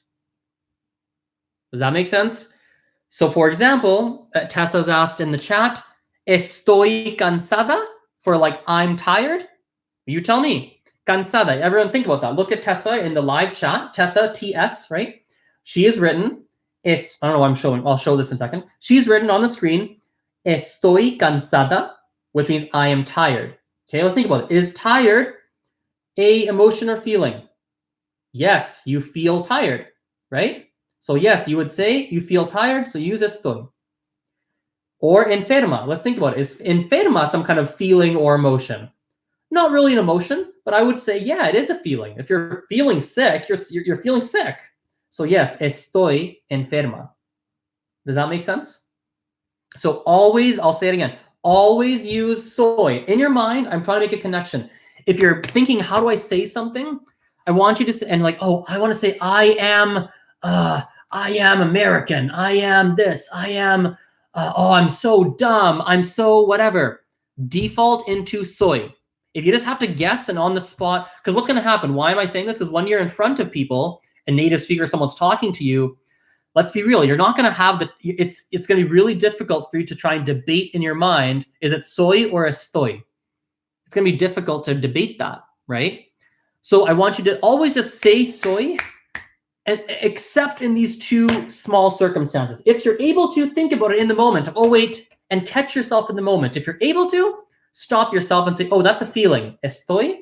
If you're not able to, just default into soy, soy, soy. It's not correct, but you're not going to be perfect when you're speaking all the time, right? So this is a very simplified, boiled down rule of when to use soy and when do you use estoy. Okay? I will say this, there is a little bit more to it than that. It just doesn't make sense to go into it now. So remember in the beginning I said, looking at these two differences, if it's taught, I said earlier on, if it's taught poorly, it's really confusing. And if it's taught well, it's not that difficult. Well, the reason is that there's actually, the traditional way of teaching this is, I think there's like 7 rules or something like that. I think it's like, there's like 7 different circumstances for soy and like, I think it's like 4 or 5 for estar or for estoy. I forget what the number, but there's so much to remember that if you try and memorize those rules, it's going to kill you when you actually have to talk to someone in real life. You'll never be able to think of it on the spot. It's a nightmare. So this is a much simpler way that'll work for the time being. As we go, once this is digested, I will introduce later on some other little caveats and things to remember. But for now, this is going to work wonders for you. Okay. So great. Okay. Last little thing on the soy estoy, right? We have, oopsies. Let me just write this on Blackboard here. So we know estoy is I am for locations and feelings. Location plus feeling.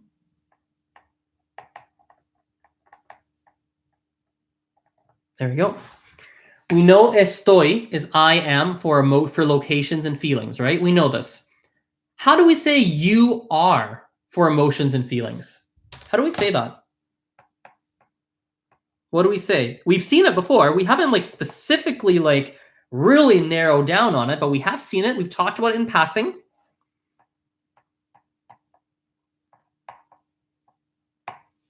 Estás. Estás.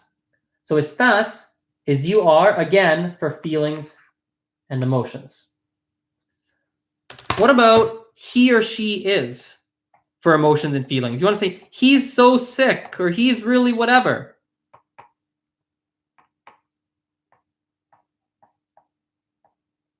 What do we say? Anyone know? We say está. Right? Está is he or she is, again, for feelings, locations and feelings.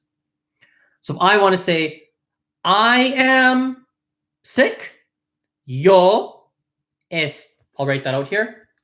Did I give you enough time to see this? Hopefully. I'll hold it for 3 seconds more so you can write it. Okay. I want to say, I am sick, yo estoy enfermo. And again, remember, the word yo is always optional, right? Estoy enfermo or yo estoy enfermo. If I want to say you're sick, oh no, you're sick. Tú, optional, tú rather, it's optional. Estás enfermo.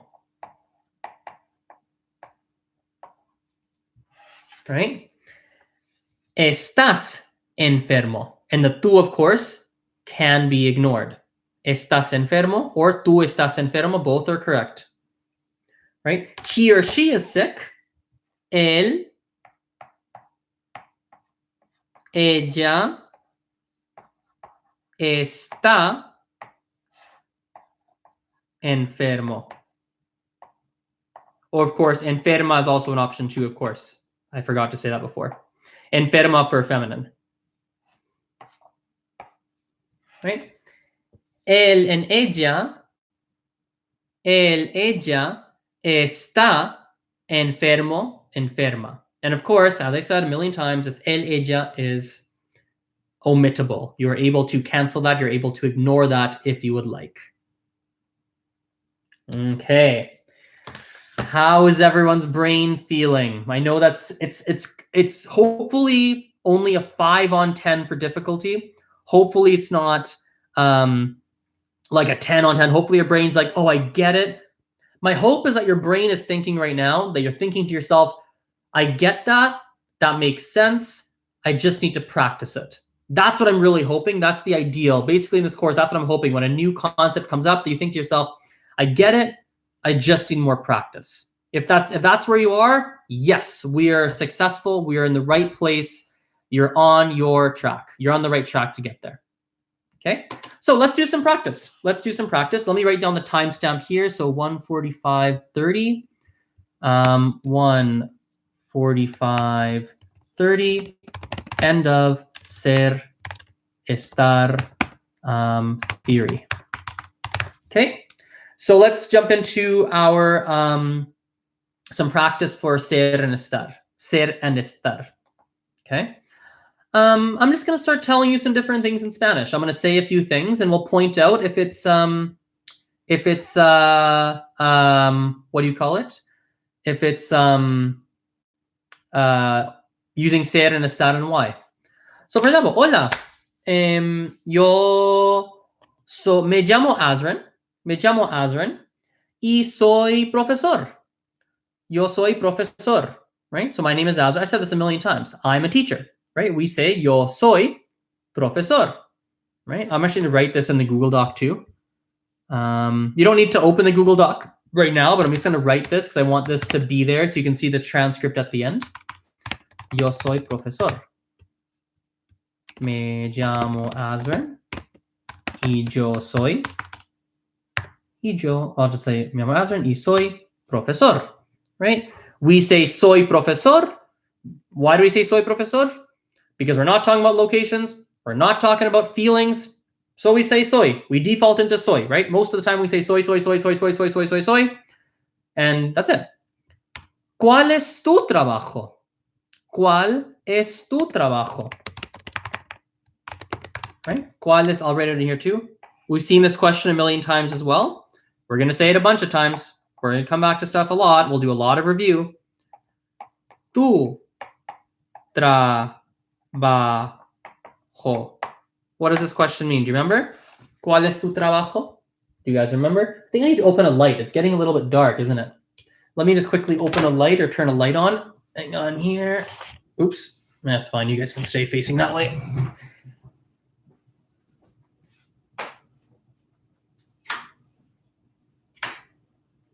There we go. Light has been turned on.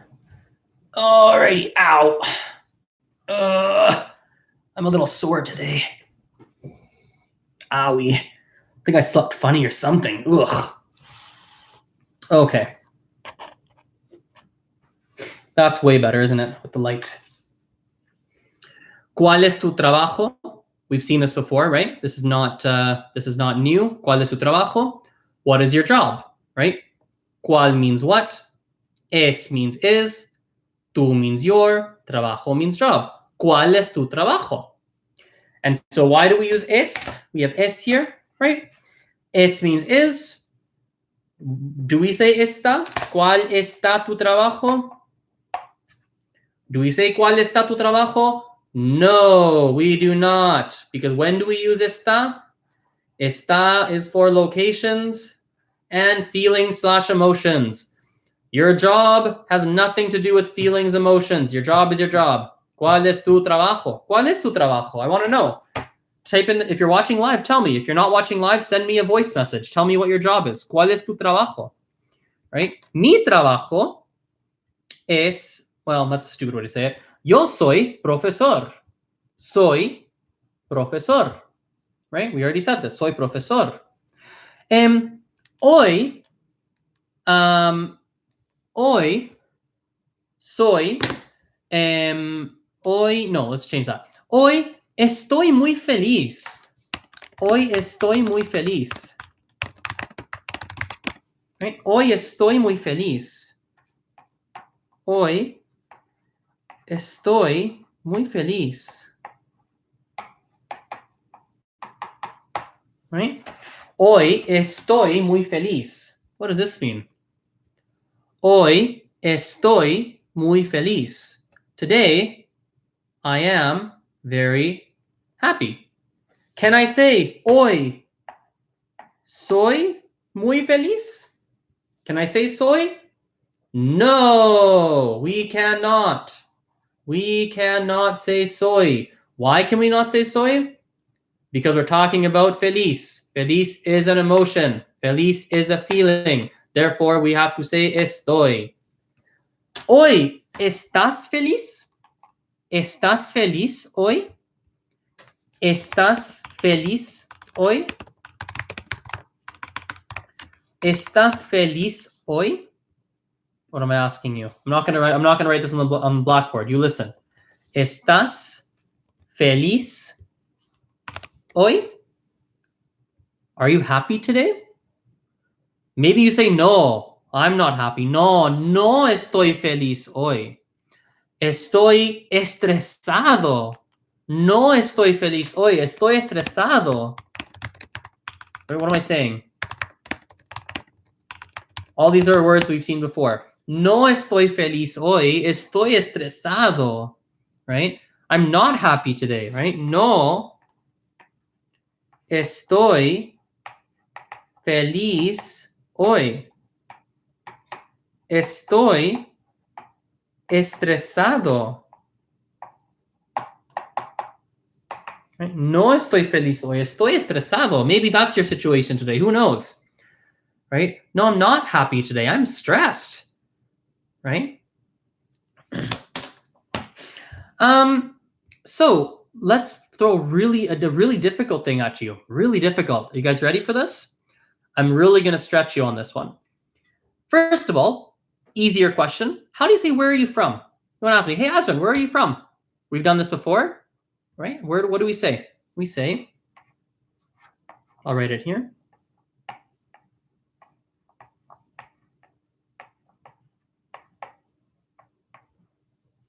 Right? We say, ¿de dónde eres? Right? Azren, ¿de dónde eres? Or whoever, ¿de dónde eres? We've seen this, right? ¿De dónde eres? This is not new, right? Do we say ¿de dónde estás? Let's start there. Do we say ¿de dónde estás? No, we don't. Why? Because we're talking about if I say ¿de dónde eres? You're asking about like what country I'm from. The country I'm from has nothing to do with emotions, nothing to do with feelings. It has nothing to do with, well, I guess it kind of has location, but it's not location in the sense of where I am. It's talking about like where, like what nationality are you, right? So, ¿de dónde eres? Okay. How would you say, where is your mom from? Where is your mom from? That's a more difficult one, isn't it? Where is your mom from? I'll write that one down. So we know de dónde is going to stay the same, right? De dónde will stay. De dónde doesn't go away. This stays the same. But now it's not de dónde eres. Not where are you from. We're saying, where is your mom from, right? So first we need the word is. Do you remember that? Because we're saying, where is your mom from? So we have, what's the word for is? We have two options, right? We have es or we have está, right? Which one do we choose? Do we choose es or está? I'll give you a moment to think about it. We choose es. Why? Because we're not talking about where is your mom, like location-wise. We're not talking about how's your mom feeling or what's her emotional state today. We're just talking about her nationality, right? Which has nothing to do with emotions, feelings, or where someone physically is in this moment. So, ¿de dónde es? We need the word your. How do we say your? You guys remember? If you don't remember, think about how you ask someone what do you do for work? What's that question? We just did it a moment ago. We said, ¿cuál es tu trabajo? Right? In this question, if we break it down word per word, what does it mean? What or which? We know es is. So what is your job? So we need this word your up here. ¿Cuál es tu trabajo? What is your right? So de donde es tú, and then mom is mamá.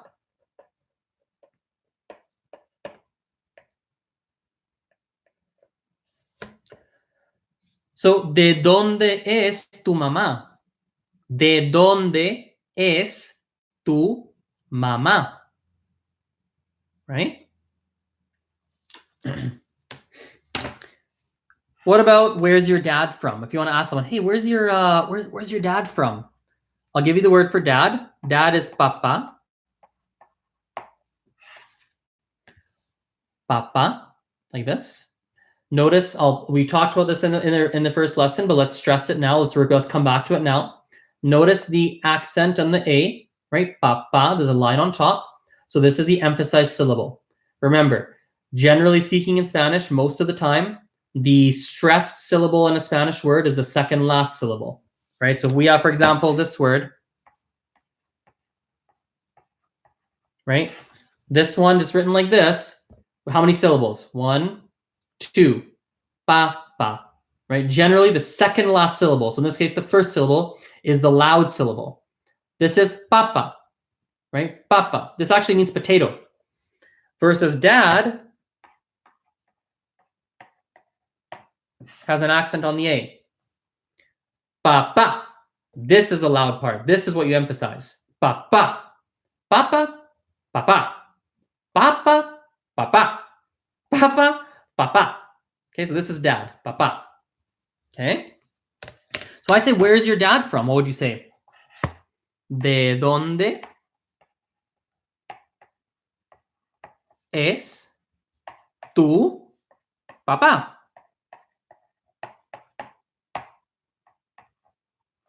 ¿De dónde es tu papá? Where's your dad from? How do you answer? If you're like, oh yeah, my dad's from India, right? You know the word for my?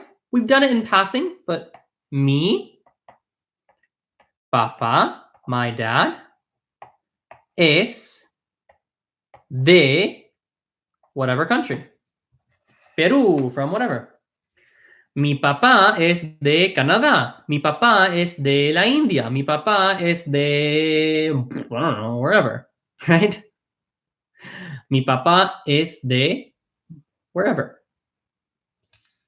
Okay. So you know how to say how are you, right? How do you say how are you? If you're asking me, how are you? What do we say? We've done this a billion times. ¿Cómo? ¿Cómo what? ¿Cómo? ¿Cómo estás? ¿Cómo estás? What about I want to say, hey, how's your mom doing today? How's your mom today? We saw mom. What was mom? I'll give you a second to think about it. Mama, right? So we're going to start with como. Como is not going away. Como. Now we're not going to say estás, right? Because what does estás mean? Right? We already saw como estás. We are not going to say estás. Because estás means what? You are. But we're not asking about you. I'm not saying how are you. I want to say how's your mom. So estás is wrong. What we are looking for is your mom or your dad, which becomes a he or a she. So how is your mom? ¿Cómo? So what are the two options we have for is? Right? We have es and what? Está. Which one do we pick? ¿Cómo es or cómo está? ¿Cómo está? Why? Because we're asking about how are they doing? How are they feeling? How are they feeling today? What is their emotional state today? How are they feeling? That's what we're asking about, right? Feeling happy, sad, stressed, good, bad. How are they doing today? So, ¿cómo está? And we've already learned how to say your mom, didn't we? Tu mamá. Hoy. How's your mom doing today? ¿Cómo está tu mamá hoy? Right? How is your mom today? And this is, as we know, it always refers to location, or sorry, emotions, feelings, or locations. So obviously you're saying, how is your mom doing today or feeling today? How is your mom doing today? How's your mom feeling today? What about your dad? You're like, hey, how's your dad doing today? Right? How's your dad doing? ¿Cómo está tu papá hoy? Right? ¿Cómo está tu papá hoy? How's your dad today? All right. Whew, we've done a lot, haven't we? A lot of stuff. Hopefully your brains are doing okay. Let me write this timestamp down. So 2 hours and 40 seconds. So 2 hours, yeah, 2 hours 40, 2 hours 42, let's say. 2 hours, 42 seconds. End of ser, estar practice. Okay. So this is a good time to remind you that to work through these videos at your own pace. These are not necessarily designed for you to, I mean, if you want to, you're welcome to sit and just binge through them. Again, if you want to, you're welcome to, but you don't have to. You can hop, come back to them, leave, come back to them, things like that. That's totally fine. I think what we'll do is we'll wrap this video up here. I do want to give you some homework. The homework I will give you is the following. So I want you to tell me, I'll write this in the Google Doc right now. So you have it. Homework. Okay. So last time for the homework, I gave you, I'm actually going to post them right here. It's going to be very similar homework, but a little bit different. Right? I want you to, what's happening in my Google Doc? I'm getting some issues. Oh my goodness. There we go. That's better. Okay. So number one, I want you to review and reread the things we've learned. You should always at some point just kind of review it on your own time, reread it. It's in the Google Doc. You'll see it. You'll be fine, right? So review it and reread it in the Google Doc. Okay. So that's always going to be a homework. And yeah, so that's number one. Oh, I'm having an issue here technologically. Sorry, bear with me for a moment. Shoot. Hang on. Getting a bit of an issue here. Sorry.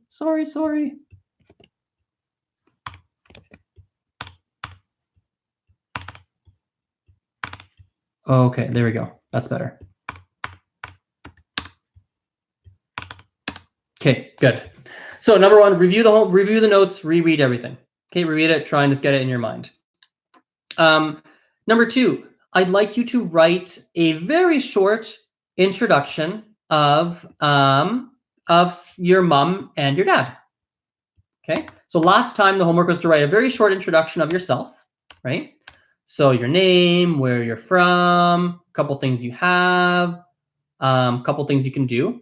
I want you to write a very short introduction of your, let's say your mom or your dad. Okay, I want to know their name. I want to know where they're from. I want to know their job. We're not going to do a couple things they have or anything they can do. Just tell me their name, where they're from, their job, and tell me maybe their mood today. Are they happy? Are they sad? Are they upset? Are they angry? And as per always, send it to me via Facebook, Instagram, Snapchat, and text and voice message. I'd actually prefer probably Instagram, Snapchat, because then I could actually give you voice feedback. And Facebook, I can't send you a voice message back, unfortunately. I can only send you text. So Snapchat, Instagram is preferred, but Facebook is an option as well. Okay. I would like you to also write an intro of yourself, an introduction of yourself. But I want you to add a couple of different things. I want you to say your name again, just like you did last time. Your name, where you're from. I want to know your job. I want to know a few things you have, like last time. A few things you can do, right? But I also want to know how you're feeling today. How you're feeling today. And I also want to know a few different adjectives that you feel line up with you. that describe you. So if you think you're smart, or you're dumb, or you're a very tall person, you are, I don't know, you're a big person. We don't have a lot of adjectives yet, but hopefully you can get a couple in there, and you can try and tell me a few different adjectives that match with you. Anything else I want to give you here? And then the fourth thing I'll give you for homework is I'd like you to send me, just ask me a couple of questions via Snapchat/Instagram. Ask me a couple of questions. How are you? What's your name? How's your mom doing? How's your dad doing? I don't really care what you ask me, but I just want you to use some of the stuff that we've learned to try and create your own sentences and your own questions. Yeah, and your own questions, so that you can get that practice.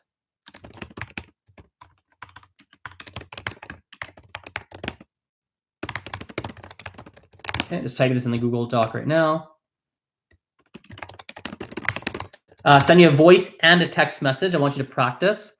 If you want to practice your writing, this is the last important little tip. If you want to practice your writing, write the message first and then read it out in a voice message. If you like to practice more of the speaking and spontaneous speaking, speak the message first and then write what you said, and by listening to what you said. They're different skill sets, and you'll get different practice doing those different things. They're different parts of your brain. It'll feel very different. Okay. Yeah, let's wrap this up. Thanks for watching. I'd appreciate some, oh, by the way, last thing, I'd appreciate some shares, some likes, some comments, and feedback.